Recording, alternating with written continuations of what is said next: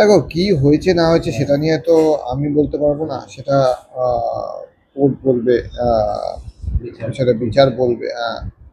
আহ, কিন্তু অবভিয়াসলি একটা খারাপ দিকে চলে গেল, কারণ ক্যারিয়ারটা এখন একটা ওপরের দিকে যাচ্ছিল, সেখান থেকে ফিরে এসে আবার যদি আহ, আবার যদি ভালো জায়গায় খেলতে পারে তাহলে তো অবভিয়াসলি হ্যাটস অফ ওকে।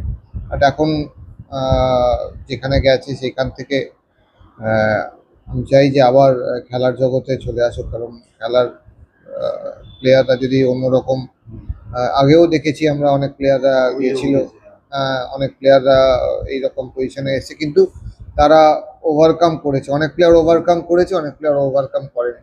এবার নিজের সাথে নিজের যুদ্ধ, অবভিয়াসলি বিচার কি হবে তার ওপর অনেক কিছু ডিপেন্ড করছে। আহ, যদি আবার চলে আসে, কিন্তু নিজের সাথে নিজের যুদ্ধ আবার, এখানেই তো পরিচিতি, আমাদের প্লেয়ারের পরিচিতি কিন্তু মাঠে।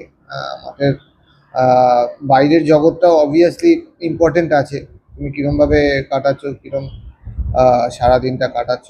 তবে ফিরে আসার পরেও আমার মনে হয় ওর একটা বিশাল চ্যালেঞ্জ নিজের কাছে, যে আবার সেইভাবে খেলা এবং আইপিএলে খেলা বা আরো বড় স্টেজে খেলার জায়গাটাতে কিন্তু একটা মারাত্মক মানসিক লড়াই থাকবে। যেরকম তোমায় আবার বললাম যে ফেলিওরটাও হ্যান্ডেল করতে হবে, তো সাকসেসটাও হ্যান্ডেল করতে হবে। আমি নাম করছি না, অনেকেই কিন্তু সাকসেস হ্যান্ডেল করতে পারেনি, তার পরিণাম কিন্তু অনেক খারাপ দিকেই গেছে আর কি।